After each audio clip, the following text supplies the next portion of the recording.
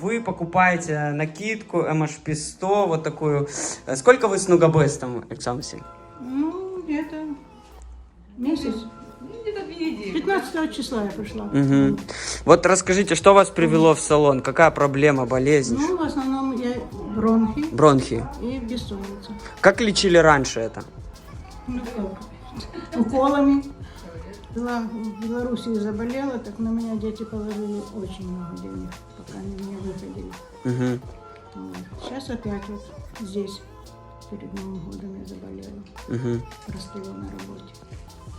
Ну, теперь уже и не работаю. Александра Васильевна, вот вы пользуетесь оборудованием. Скажите, вот ваши первые такие улучшения, достижения с турманевой керамикой, с массажем кровати, с платформой? Я вам сказала, что у меня получилось. Вот люди говорят, что как будто я похудела на 10-15 килограмм. Мы бегаем. Мы вчера вот после ваших всех процедур с Надеждой пошли прямо на море. Пешей туда, пешей обратно, по Аркадию, через всю Аркадию прошли. Ну, слава Богу. Все-таки мне уже такой возраст, что я наравне с молодежью бегаю. Ну, в основном я уже стала хоть спать по несколько часов. Сон улучшился? Да. Здорово. Бывает так, вот было, что я вообще не спала, пришла сюда к вам. Угу. А сейчас по несколько часов я спала, слава Богу. Потом что?